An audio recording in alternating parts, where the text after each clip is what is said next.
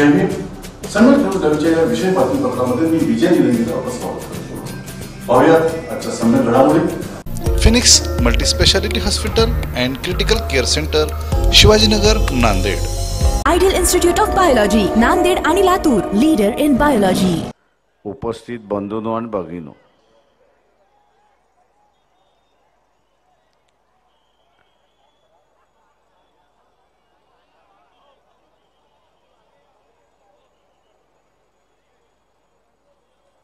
पंतप्रधानाच्या खुर्चीवरती बसलेल्या माणसाने खोटं बोलू नये हे असणारा संकेत आहे.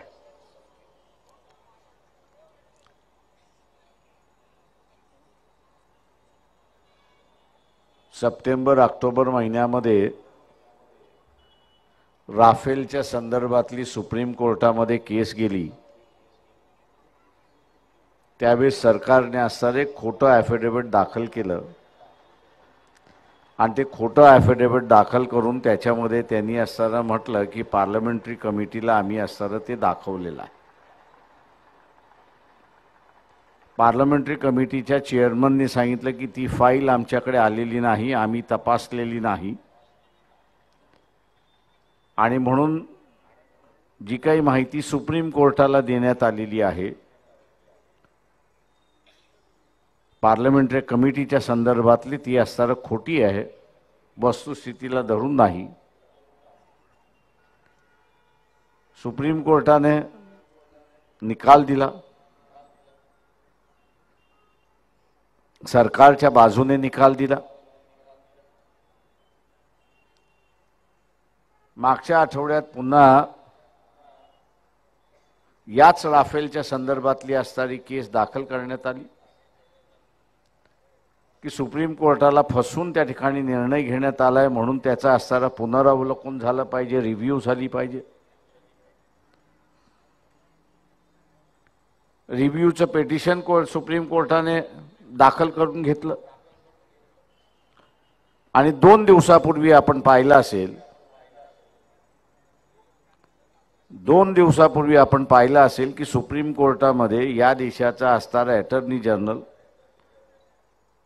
शपथपूर्व सांगत असतो की राफेलची फाईल गायब झाली.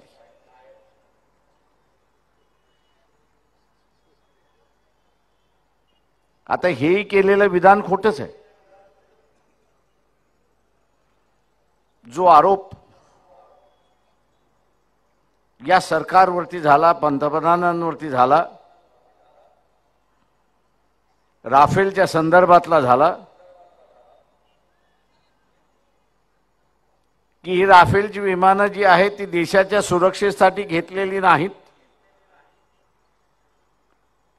तर ती अनिल अंबानीच्या फायद्यासाठी घेतलेली आहेत. हा जो आरोप होता तो आता सिद्ध व्हायला लागलाय. मी इथल्या असणाऱ्या मध्यमवर्गीयांना आवाहन करतो, ज्यांना ज्यांना असणारं वाटतं की या देशातलं असणारं राज्य हे हिंदूंचं राज्य असलं पाहिजे, देश हा यापुढे हिंदू ह्या नावाने ओळखला गेला पाहिजे, त्या सगळ्यांना माझं असणारं आव्हान आहे. ज्या ज्या वेळेस धर्माच्या नावाने असणारं राजकारण केलं जाईल आणि धर्मांध सत्ता पाहिजे म्हणून असं त्या ठिकाणी म्हटलं जाईल, त्या वेळेस देशाला आणि सर्वसामान्य माणसाला फसवल्या जाईल. हे आपण असणारं लक्षात घ्या आणि राफेलवरनं आपल्याला त्या ठिकाणी दिसतंय.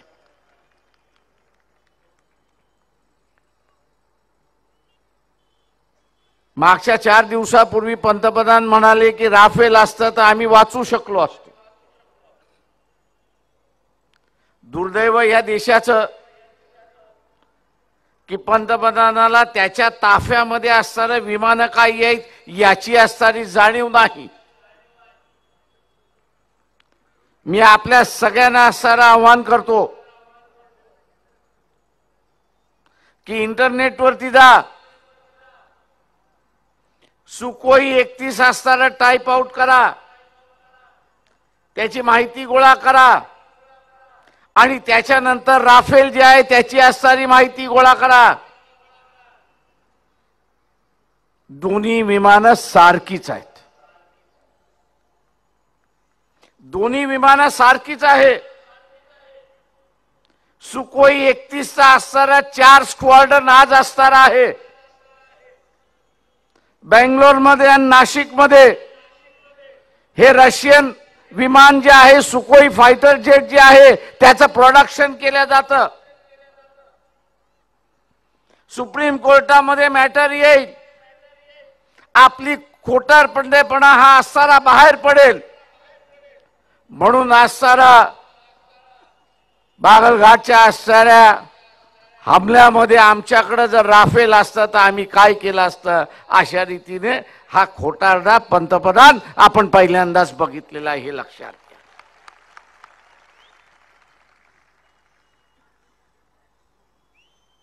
कुठली विमानं ताफ्यात आहेत हे पंतप्रधानाला माहिती नाही.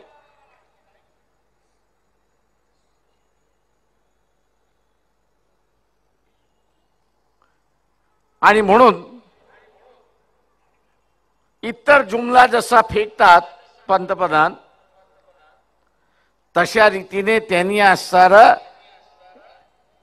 पुलवामाच्या हल्ल्याचं सुद्धा एक जुमला फेकला, अशी असणारी परिस्थिती आहे. एअरफोर्सने आपली कारवाई केली. त्यांनी हल्ला केला, याच्याबद्दल दुमत नाही. पण त्या हल्ल्याचं गांभीर्य पंतप्रधानांनी आणि गृहमंत्र्यांनी आणि बीजेपीच्या अध्यक्षाने घालवलं, अशी असणारी परिस्थिती आहे. ज्या हमल्यातून दहशत निर्माण झाला असता की आम्हाला पाहिजे तेव्हा आम्ही असणारा हल्ला करू शकतो, त्या हल्ल्यातली हवा काढण्याचं कामकाज कोणी केलं असेल तर दुर्दैवाने या देशाच्या पंतप्रधानाने आणि बीजेपीच्या असणारे अध्यक्ष अमित शाह यांनी केलं, हे आपण लक्षात घ्या.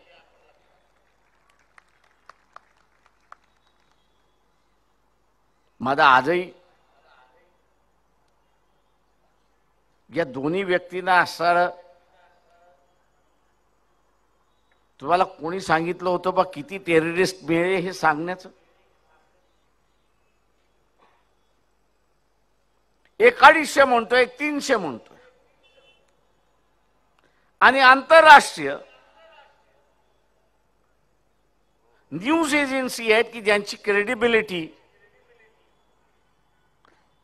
अमित शाह आणि मोदीपेक्षा जास्ती आहे, त्यांनी अख्खं चिरफाड करून सांगितलं की एकही माणूस मेलेला नाही.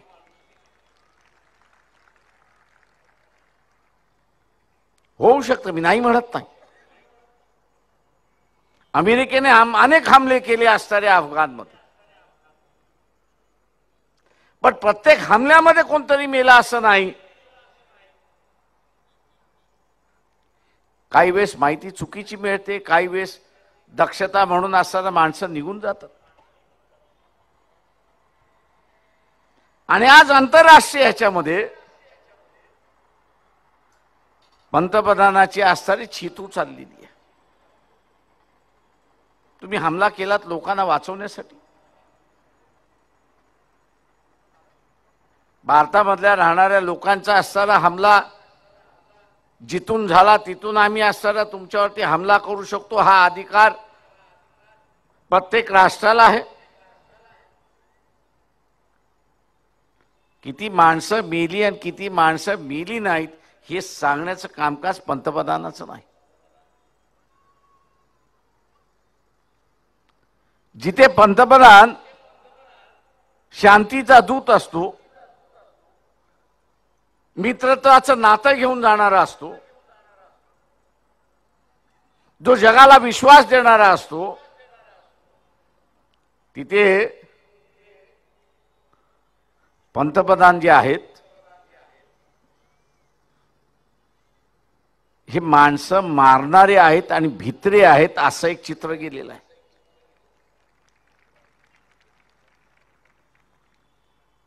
हमला आम्ही रात्री केला, आम्हाला हमला करायला 13 दिवस लागले, पण पाकिस्तानला रिटॅलिएट करायला 4 तास सुद्धा लागले नाहीत. 4 तास लागले नाहीत.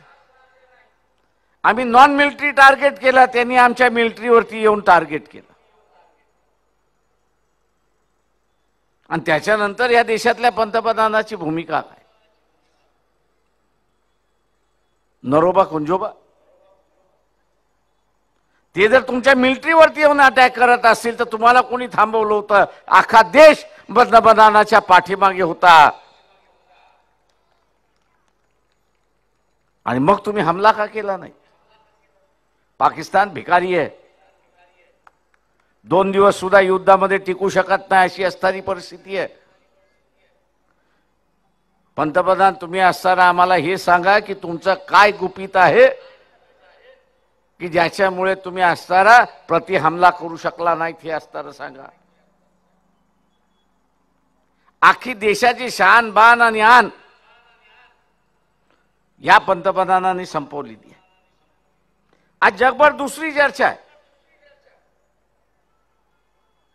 पाकिस्तान बद्दल या देशामध्ये द्वेष आहे, याच्याबद्दल दुमत नाही. आज चर्चा ही चाललेली आहे की ठिकठिकाणी पाकिस्तानचा जो झेंडा जाळण्यात आला तो आला कुठून? आणि लाखो ठिकाणी जळला. मी एका व्यापाऱ्याला फोन केला, अरे बाबा आमच्याही कार्यकर्त्यांना पाकिस्तानचा झेंडा जाळायचा आहे का तुझ्याकडे? तो म्हटला साहेब काय मार खायला लावता का मला? पाकिस्तानचा झेंडा राहिला तर माझं दुकान राहील का? आणि मी म्हटलं अरे हे इतर जण जाळतात आहेत त्यांचं कसं काय? तो म्हटला 10 मिनिटात मी तुम्हाला सांगतो. त्याचा 10 मिनिटात फोन आला. तो म्हटला हे सगळे झेंडे 26 तारखेलाच प्रिंट करण्यात आले होते, म्हणजे छापून घेण्यात आले होते.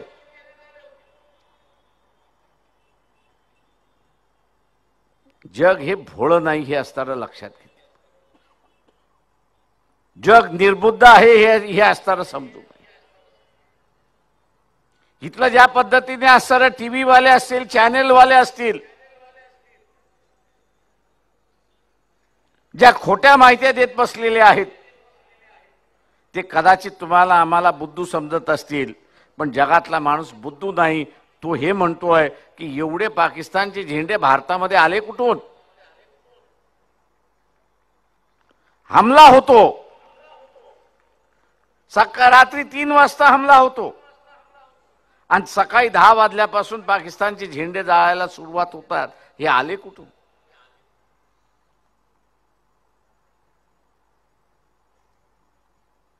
हे अगोदरच ठरलं होतं का की आम्ही हमला करायचा आणि तुम्ही असताना झेंडे जाळायचे? म्हणजे राजकारणाचा भाग, इलेक्शनच्या तोंडावरती राजकारण करायचं, याच्यातून असताना देशाची बदनामी होते हे आपण असताना लक्षात घेतलं.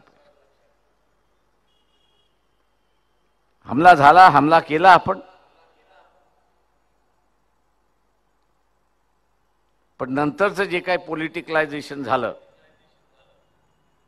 ते माझ्या मताप्रमाणे अत्यंत दुर्दैव असं मी या ठिकाणी मानतो. आणि म्हणून उद्याच्या ह्या निवडणुकीमध्ये हे जे जुमलेबाजीचं सरकार आहे, हमल्याचा सुद्धा जुमला करणारं हे सरकार आहे, पुन्हा सत्तेवरती येणार नाही ह्याची दक्षता आपण त्या ठिकाणी घेतली.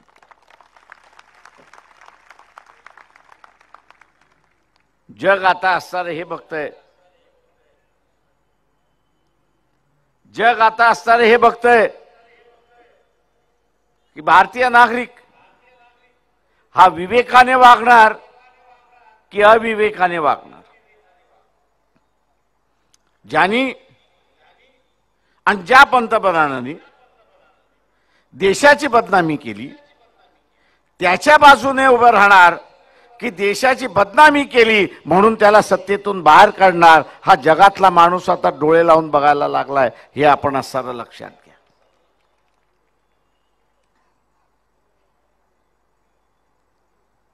आणि म्हणून मित्रो, इथली परिस्थिती अत्यंत गंभीर आहे. राजाराम पाटील यांनी असणाऱ्या या भागातला असणारा आगरी, कोळी, भंडारी, ईस्ट इंडियन जो राहतो त्याची व्यथा या ठिकाणी मांडली. गावठाणाच्या जमिनीचा प्रश्न उपस्थित राहिला. बिल्डरांची लॉबी ही कामकाज करते. आज हे जे शहर बसलेलं आहे, इतिहास कोणाला माहित नसेल. 72-73 हा एक आखाडाचा भाग होता. डी.बी. पाटील माजी खासदार, शेकाचे असणारे नेते, SRP बरोबर त्यांनी 2 हात या ठिकाणी केला. तो जो रस्ता आपल्याला दिसतो GNPT कडे जाणारा, हा बॉर्डर सिक्युरिटी फोर्सने असणारा निर्माण केलेला रस्ता आहे. आम्ही कॉलेजेसमध्ये होतो आणि काय चाललंय हे बघायला आलो, त्याच्यात सहभागी होतो. आज असणारं दिसते की हा जो खारपान पट्टा होता तो वसंतराव नाईकांनी शहर बसवण्यासाठी घेतलं, नवं मुंबई शहर बसवण्यासाठी घेतलं. पण आता उरलेली जागा पुन्हा त्या गावाच्या मंडळीकडून काढल्या जाते, अशी असणारी परिस्थिती आहे. हा खोतांचा इलाका, अनेक जणांना याचा इतिहास माहीत नसेल की खोती नष्ट व्हावी म्हणून असणारा 32 साली लढा इथे बाबासाहेबांनी सुरुवात केला. इथल्या आगरी, कोळी असेल यांनी प्रचंड मोठ्या प्रमाणात असणारा साथ दिली. विधानसभेमध्ये 8 आमदार तिथे असणारे निवडून आले आणि तेव्हा कुठे इथे असणारा खोती नष्ट झाली अशी परिस्थिती. पण 7/12चा उतारा त्या कुळांच्या कायदे, कुळांच्या नावाने लागला नाही, हा सुद्धा इतिहास आपण पाहिला पाहिजे. जे सेनेच्या बाजूने आहेत हे कुळांच्या बाजूने आहेत की खोतांच्या बाजूने आहेत, हा बघणं त्याच्यातला महत्वाचा भाग आहे. इथली सेना असेल किंवा इथला शेका पक्ष असेल, हा कुळांच्या बाजूने नाही तर हा खोतांच्या बाजूने असणारा प्रश्न, अशी असणारी परिस्थिती आहे. शेकाचा इतिहास हा कुळांचा इतिहास होता. शेका पक्षाचा इतिहास हा कुळांचा पक्ष होता आणि म्हणून या ठिकाणी बालबाला होता या ठिकाणी. पण आज आपण असणारा बघतो की कुळांना सोडून शेका पक्षाने असणारा खोतांच्या पाठीमागे उभा राहायचा निर्णय या ठिकाणी घेतलेला. जी काही थोडीफार माणसं या ठिकाणी लढतायत त्याच्यामध्ये असणारा राजाराम पाटील यांचं नाव आहे. हे विमानतळ होईल याची मला असणारा अजूनही शंका आहे.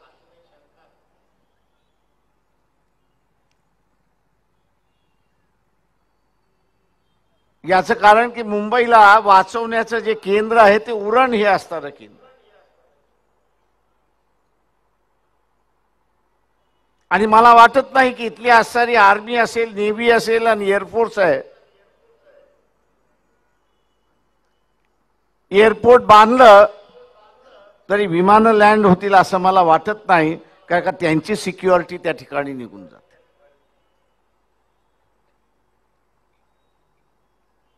मुंबईचं एअरपोर्ट व्हावं, नव्या मुंबईचं हे एअरपोर्ट व्हावं, हे आज नाही 80 सालापासून चाललेलं आहे. जबरदस्तीने काम करायचं चाललेलं आहे. मला फक्त त्याच्यातला एकच प्रश्न पडतोय की एअरपोर्ट होणार नाही पण जमिनी बळकवायचं कामकाज त्या निमित्ताने चाललंय, हे आपण लक्षात घ्या.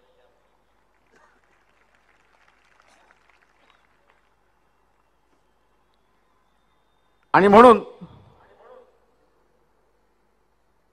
आपल्याला सुद्धा काही गोष्टींचा विचार करणं हा त्याच्यातला महत्वाचा भाग आहे. आज सत्ता कशासाठी?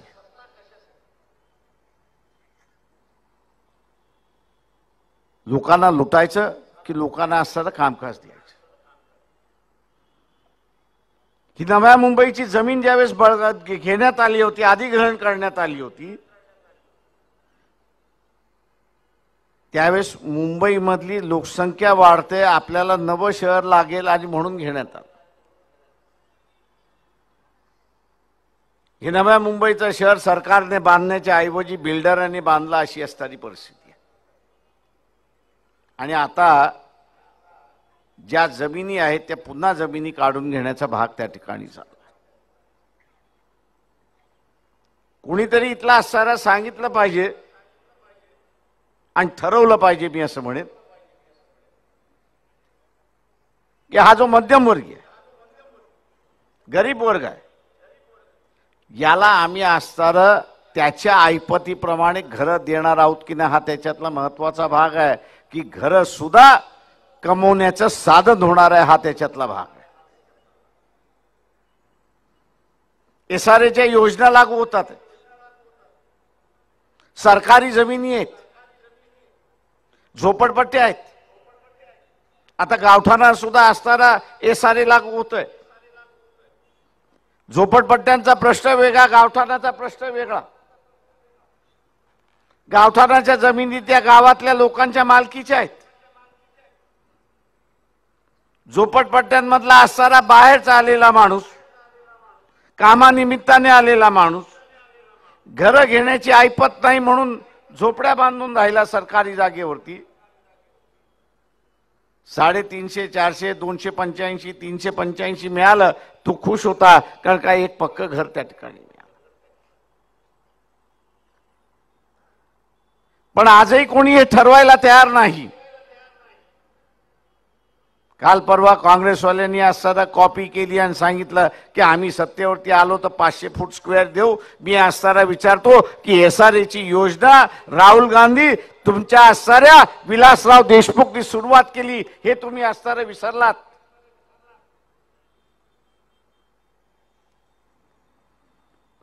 त्याही वेळेस आमची मागणी होती की ही सरकारी जमीन आहे, एका कुटुंबाला जगण्यासाठी किती एरिया लागतो याचं तुम्ही ठरवा. आम्ही म्हणालो होतो 500 स्क्वेअर फूट हाऊसिंग बोर्डाने बांधा, उरलेली जागा आहे ती विका आणि त्याच्यातून महाराष्ट्र शासनाची तिजोरी तुम्ही असताना. पण आज हे सरकार एसआरएच्या नावाखाली बिल्डरांना श्रीमंत करायला निघालेली आहे आणि इथल्या असणाऱ्या सरकारला कंगाल करायला निघालेली अशी असणारी परिस्थिती आहे. स्कॉलरशिप कोणी विचारायला गेलं तर आमच्याकडे निधी नाही म्हणून सांगितलं जातं. याच नव्या मुंबईमधल्या असणाऱ्या झोपडपट्ट्यांखालच्या जमिनी, मी असं म्हणेन गावठाणाच्या जमिनी नाही, याच्याच नुसतं सरकारने स्वतःहून बांधायचं ठरवलं, अधिक जागा जी आहे ती विकायची ठरवली, तर या सरकारकडे 1 लाख कोटी रुपये जमल्याशिवाय राहणार नाहीत, हे आपण असताना लक्षात घ्या. पण बिल्डरांचं सरकार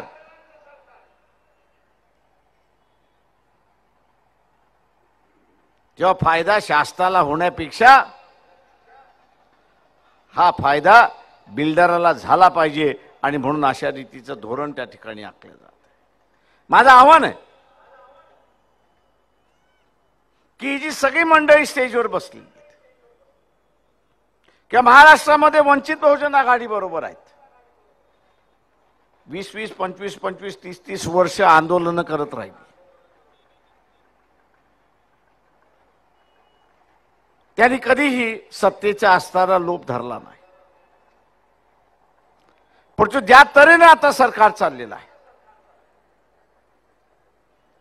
आणि ज्या तऱ्हेनं लुटारूंचं सरकार ह्या ठिकाणी उभं राहिलेलं आहे, त्या लुटारूंच्या सरकारमध्ये कुटुंबशाही जी वाढत चाललेली आहे तिला थांबवायची असेल तर सत्ता आम्हीच हातात घेतली पाहिजे. तेव्हा कुठे हे थांबेल हे लक्षात घ्या. लोकशाहीचं सार्वत्रिकरण हा त्याच्यातला महत्वाचा भाग आहे.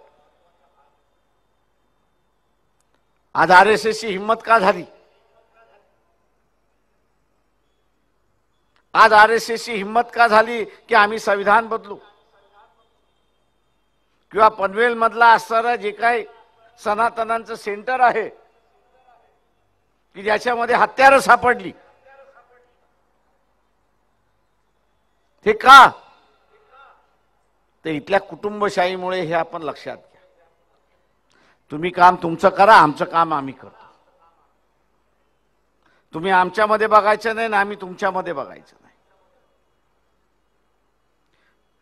या सगळ्या ह्याच्यामध्ये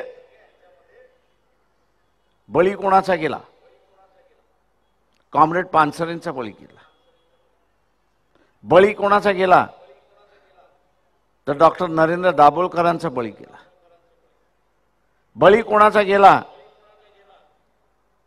तर या ठिकाणी कलबुर्गीचा बळी गेला. का गेला? ते या देशातल्या माणसाला ते डोळस करत होते. आणि हेच पनवेल मधला असणारं सेंटर जे आहे ते इथल्या असणाऱ्या समाजाला आंधळ करायला निघालेलं आहे, भयभीत करायला निघालेलं आहे, धार्मिकतेनं ग्रस्त करायला निघालेले आहेत. आम्ही कुठल्या धर्माच्या विरोधात नाही, कुठल्या देवाच्या विरोधात नाही, पण देवाच्या नावाने, धर्माच्या नावाने जे काही राजकारण चाललंय त्याला असणारा विरोध आहे. पनवेल मधले सनातन्यांचं सेंटर आहे. एक तरी पनवेलवाल्यांनी सांगावं की त्यांनी ते अख्खे सेंटर मंदिर फिरलेलं असेल का? अर्ध्यापर्यंत जाता येतं, अर्ध्यापर्यंत जाता येत नाही. अरे बाबा, हे मंदिर असेल तर सगळंच फिरता आलं पाहिजे, सगळ्याच ठिकाणी जाता आलं पाहिजे.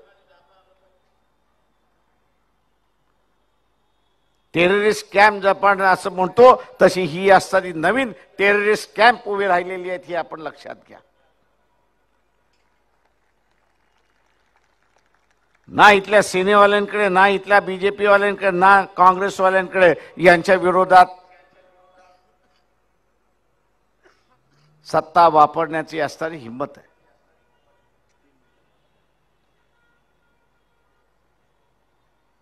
इथं सगळ्यांना जर स्वतःच संरक्षण करायचं असेल तर मग अमेरिकेसारखे आपणही बंदुका ठेवू. मग लायसन्स कशासाठी? जे काही जणांना बिना लायसन्सने हत्यारं ठेवता येतात आणि आम्हाला असताना हत्यारं ठेवायची असेल तर लायसन्स मिळत नाही. आणि म्हणून ही जी बेबंदशाही चाललेली आहे, या बेबंदशाहीला कुठे ना कुठेतरी आळा घालणं हा त्याच्यातला महत्वाचा आहे. धर्माच्या नावाने बेबंदशाही आहे, शिक्षणाच्या नावाने इथला असणारा लूट चाललेली आहे, आणि बेरोजगारांना काम मिळालं पाहिजे याच्यापेक्षा बेरोजगारी कसं वाढेल याच दृष्टीने या देशातलं वाटचाल चाललेली आहे. आणि म्हणून ही सत्ता जोपर्यंत आपण उखडून बदलत नाही तोपर्यंत परिस्थिती बदलत नाही. मी आपल्या सगळ्यांना या ठिकाणी आवाहन करतोय की हा मावळ मतदारसंघ आहे, 4 मतदारसंघ इथला असणारा रायगड मधले आहेत, 2 तिथले आहेत. राजाराम पाटील यांनी सांगितल्याप्रमाणे आमदार खासदार हा नेहमी वरचा असतो, खालचा नाही. मी आपल्याला वंचित बहुजन आघाडीच्या वतीने सांगतो की आमचा असणारा उमेदवार हा खालचा असेल आणि भूमिपुत्र असेल. हा भूमिपुत्र आहे. आम्हाला असं वाटतंय की उरलेल्या 26 जागा ज्या आहेत त्याच्यामध्ये कदाचित काँग्रेस वाटचाल करेल म्हणून थांबलोय, नाही तर इथेच मावळ रायगड मतदारसंघाचा उमेदवार जाहीर केला असता. ज्या दिवशी इलेक्शन जाहीर होईल त्या दिवशी निश्चितपणे मावळ रायगडचा उमेदवार जाहीर केला जाईल आणि तो इथल्याच मातीचा असेल हे सांगून मी आपल्या सगळ्यांना रजा घेतो. त्याच्याच बरोबर बौद्धजन पंचायत समिती शाखा 799 डोंगरी मुंबई यांच्याकडून 50,000 रुपये इलेक्शन फंड मिळालेला आहे त्याच्याबद्दल आभारी. पाहत रहा सम्यक न्यूज लाईव्ह. बातमी पाहण्यासाठी यूट्यूबवर सबस्क्राईब करा.